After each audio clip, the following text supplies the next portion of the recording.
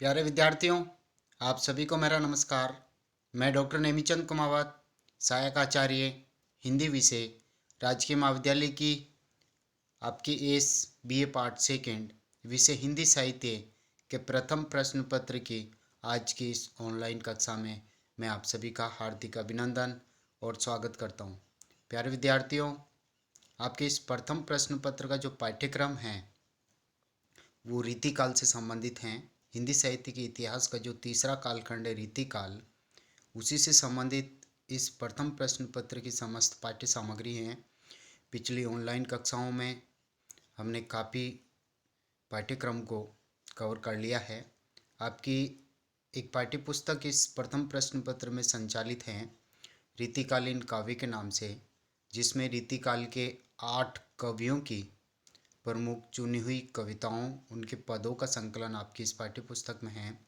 पिछली ऑनलाइन कक्षाओं में हमने इस पाठ्य पुस्तक के 5 अध्यायों का अध्ययन कर लिया है और 3 मॉडल आंसर भी मैंने आपके समक्ष रखते हुए उनके पीडीएफ नोट्स आपके व्हाट्सएप ग्रुप पर शेयर करते हुए भी उन पर ऑनलाइन क्लासें मैंने ली हैं, जिनको हमने यूट्यूब चैनल पर अपलोड किया। ये जो 5 कवि आपने पढ़े हैं, प्रथम कवि के रूप में केशव दास, फिर हमने बिहारी, तीसरे कवि के रूप में घनानंद, चौथे कवि के रूप में देवदत्त, पांचवें कवि के रूप में हमने सेनापति कवि को पढ़ा है। और आज हम उसी क्रम को जारी रखते हुए छठे अध्याय के रूप में आज हम पढ़ रहे हैं राष्ट्रीय कवि, रीतिकाल के राष्ट्रीय कवि के रूप में चर्चित भूषण कवि को, महाकवि भूषण। इनके कर्तृत्व और व्यक्तित्व पर हम दृष्टिपात कर रहे हैं। देखिए, महाकवि भूषण का जन्म संवत 1670 विक्रमी में हुआ था और इनकी मृत्यु संवत 1772 विक्रमी संवत में हुई थी। उनके पिता का नाम पंडित रत्नाकर त्रिपाठी जी था। उनके भाई चिंतामणि एवं मतीराम, ये दोनों ही इनके भाई हैं जो रीतिकाल के चर्चित कवि भी हैं। साथ ही चिंतामणि को कुछ विद्वान रीतिकाल के प्रवर्तक के रूप में भी मानते हैं और मतीराम सतसई भी लिखी हैं। मतीराम भी रीतिकाल के उत्कृष्ट कोटि के कवि हैं। यानी ये दोनों ही जो भूषण के जो भाई हैं, चिंतामणि और मतीराम, भी रीतिकाल के एक उत्कृष्ट कवियों के रूप में गिने जाते हैं। भूषण का वास्तविक नाम अज्ञात है और भूषण उनको एक उपाधि दी गई है। चित्रकूट के सोलंकी राजा रुद्र द्वारा ये उपाधि उन्हें प्राप्त हुई थी।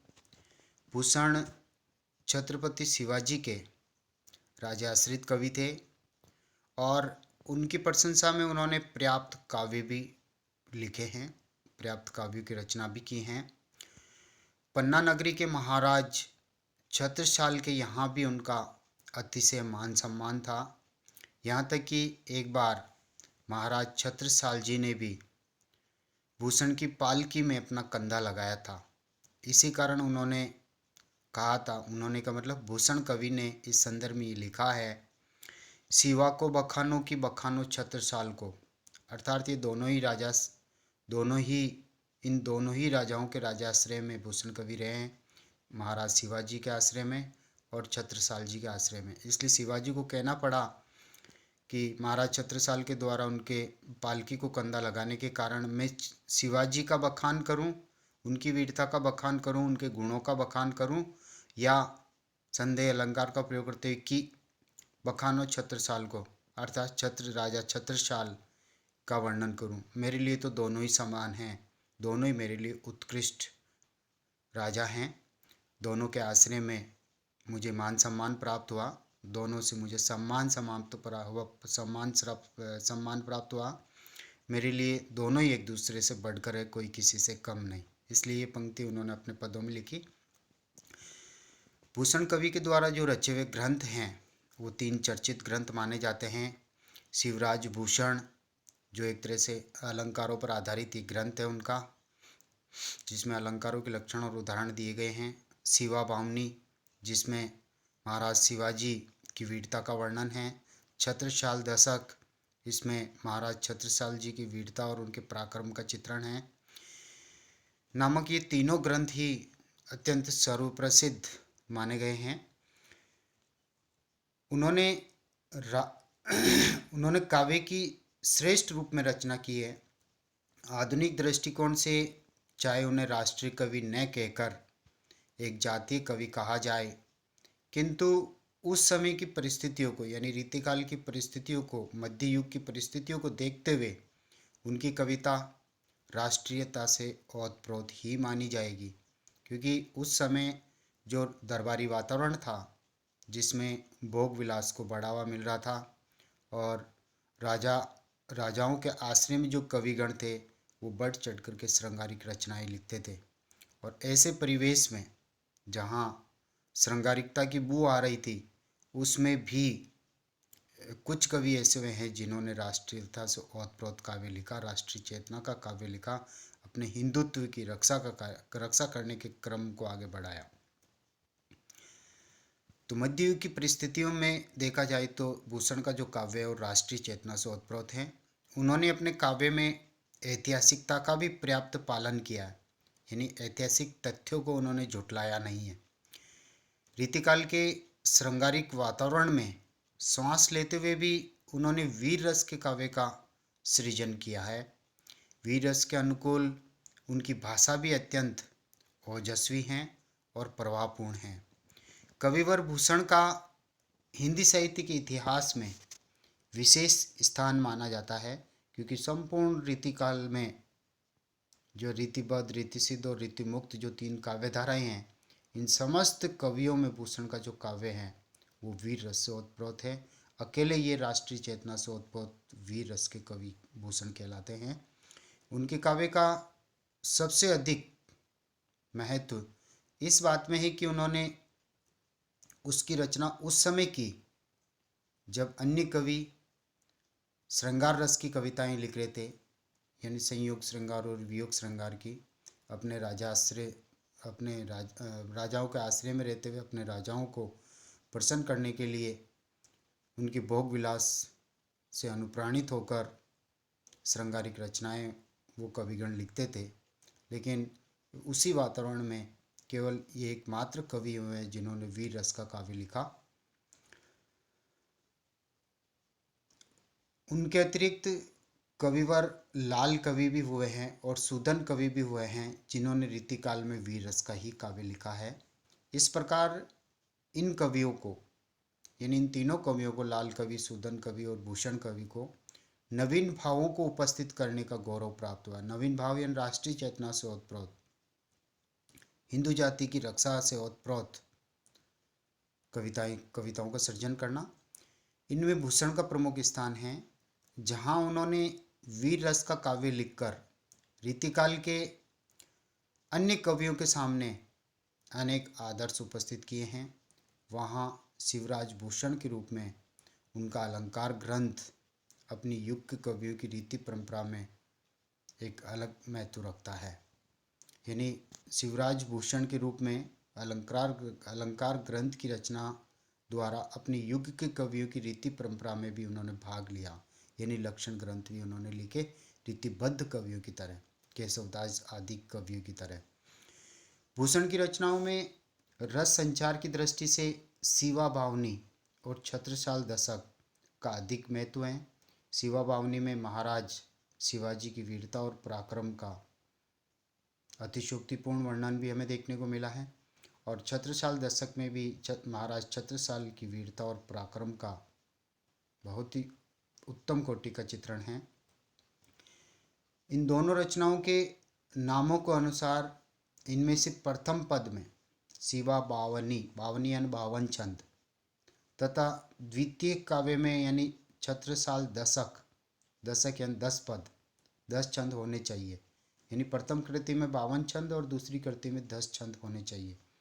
किंतु उस समय प्राप्त होने वाली जो प्रतियां हैं, दोनों ही काव्य अधिक छंदों से युक्त हैं।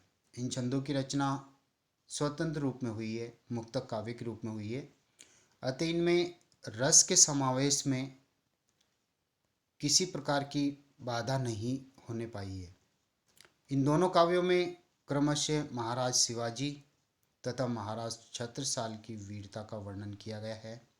शिवराज भूषण रचना में भूषण को इतनी सफलता नहीं मिली। इसका कारण ये है कि उन्होंने इस काव्य को हृदय की प्रेरणा से नहीं लिखा है।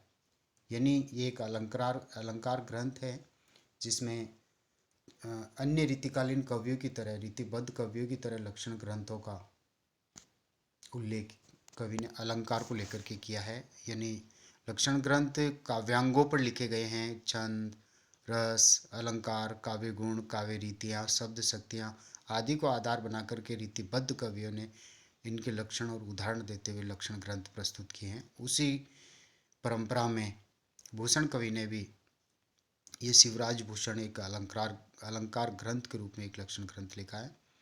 उनके द्वारा उपस्थित किए गए लक्षण साधारण हैं और उन्होंने इस क्षेत्र में कोई विशेष मौलिकता नहीं दिखाई है। इस प्रकार अलंकारों के उदाहरणों में भी काव्य सौंदर्य का पर्याप्त अभाव रहा है। इन उदाहरणों में उन्होंने सर्वत्र महाराज शिवाजी की वीरता का वर्णन किया है, किंतु इनमें प्राय भावों का उचित प्रवाह हमें देखने को नहीं मिलता है। अब हम आगे बढ़ते हैं। भूषण के काव्य में राष्ट्रीयता की भावना या राष्ट्रीय चेतना। भूषण के काव्य में राष्ट्रीयता की खोज करने से पहले राष्ट्रीयता के स्वरूप को समझ लेना आवश्यक है। राष्ट्रीयता से हमारा तात्पर्य संपूर्ण राष्ट्र के विकास के लिए किए गए विविध प्रकार के कार्यों से हैं। इस समय कुछ विद्वान भूषण को राष्ट्रीय कवि मानते हैं और कुछ विद्वान उनकी राष्ट्रीयता का विरोध करते हैं। उन्हें राष्ट्रीय कवि न मानने का कारण यह है कि इस समय राष्ट्रीयता का अर्थ पूरी तरह से बदल गया है। मध्य युग में हिंदू धर्म की व्यापकता के कारण हिंदुत्व की रक्षा को ही राष्ट्रीय कार्य माना जाता था। वर्तमान युग में राजनीतिक तथा सामाजिक परिस्थितियों में परिवर्तन आने के कारण हिंदुओं और मुसलमानों की एकता द्वारा राष्ट्रीयता के क्षेत्र में पर्याप्त विस्तार हुआ है। अतः भूषण के काव्य में राष्ट्रीयता की हमें यदि खोज करनी है तो नवीन दृष्टि के स्थान पर मध्य युग की जो राष्ट्रीय दृष्टि थी उसी के संदर्भ में या मध्य युग की परिस्थितियों को ध्यान में रखते हुए उनके काव्य में राष्ट्रीयता के तत्वों की खोज की जानी चाहिए। काव्य में राष्ट्रीयता के समावेश के लिए कवियों को अनेक आवश्यकताओं को पूर्ण करना होता है। इसके लिए उन्हें अपने काव्य में राष्ट्र के सामाजिक और राजनीतिक विकास की इच्छा शक्ति या इच्छाएं व्यक्त होनी चाहिए। इसके साथ ही जो व्यक्ति राष्ट्रीय विकास के लिए कार्य करते हैं उनकी प्रशंसा में राष्ट्रीय काव्य में की जानी चाहिए। यानी उनकी प्रशंसा भी राष्ट्रीय काव्य के संदर्भ में ही की जानी चाहिए। इस प्रकार के काव्य कवि को राष्ट्र की भौगोलिक सीमाओं में निवास करने वाली प्रत्येक जाति के प्रति सद्भावना प्रकट करते हुए उसके प्रति द्वेष भाव का त्याग कर देना चाहिए। आधुनिक युग में राष्ट्रीय काव्य में इन तीनों बातों के समावेश को आवश्यक माना जाता है। भूषण के काव्य की आलोचना करते समय हिंदुत्व को राष्ट्रीयता का प्रतीक मानने पर हम देखते हैं कि उन्होंने अपने काव्य में हिंदुओं के सामाजिक और राजनीतिक विकास की सर्वत्र कामना की है। इसी प्रकार उस युग में हिंदुत्व के प्रमुख सचेतकों महाराज शिवाजी और महाराज छत्रसाल के यश का भी उन्होंने भरपूर वर्णन किया है। उन्होंने अपने काव्य में हिंदुओं के सामूहिक कल्याण को आवश्यक मानते हुए विदेशी शासन के भार से मुक्त होने की इच्छा प्रकट की है। अतः ये स्पष्ट है कि मध्य युग की राष्ट्रीय दृष्टि के अनुसार ही हम भूषण के काव्य को राष्ट्रीयता से युक्त मान सकते हैं। कविवर भूषण ने अपने काव्य में वीर रस को मुख्य स्थान दिया है। इस रस के सहायक रसों के रूप में उन्होंने भयानक रस और रौद्र रस का प्रयोग भी किया है। उनके काव्य में वीर रस के सभी अंग हमें प्राप्त हो जाते हैं। उसका उत्साह जो स्थायी भाव है उसके काव्य में सर्वत्र व्याप्त है। हिंदी में वीर काव्य की रचना करने वाले कवियों में उनका महत्वपूर्ण स्थान है।